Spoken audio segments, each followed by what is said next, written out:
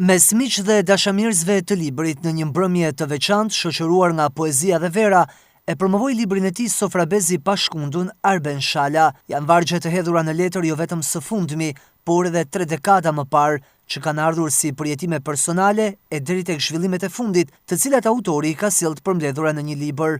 Stefan Çapaliku ka kanë kumar këtij libri, po edhe i titullit, sepse mori për një kapitulli të librit ose për një cikli të librit këto fjalë Sofrabez Dromca dhe i shprehu në këtë mënyrë. Dhe kjo është pjesë e një suksesi thëmë të librit, sepse menjëherë vëre që njerëzit goditin nga titulli i librit. Tu në këtë vëllim ka poezi që janë shkruar edhe para 20, pothuajse 30 vjeç. Disa momente që lidhen me martesën, në një moment me lindjen e një fëmijët, për të ardhur deri në ditët e fundit. Çdo poezi, çdo krijim ka diçka të veten, po unë shpresoj që këto vargje të përtrinë në vesh të dëgjuesve, ata tyne që i lexojnë, të bukuren që Zoti ka mjallë në shpirtin e njeriut, sensin e të bukurës. Çdo promovim libri është një ngjarje për qytetin në një kohë kur fatkeqësisht ata që lexojnë kanë ardhur duke u paksuar, thot redaktori i këtij vëllimi, Stefan Çapaliku.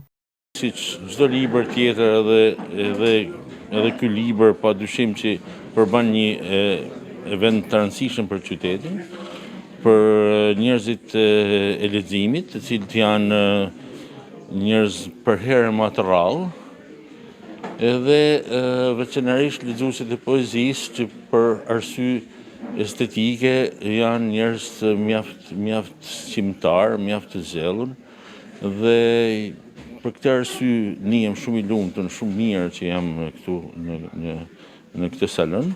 Shpresoj që libri ka më arrit atje ku të njerëzit për cilët tash nis për më shku.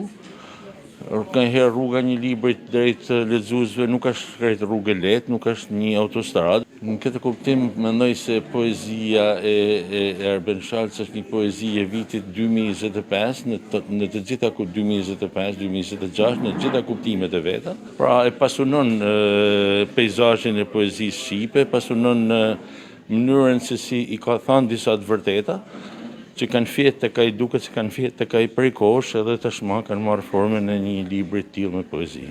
Vetë titulli i këtij libri shpjegon shumë çka.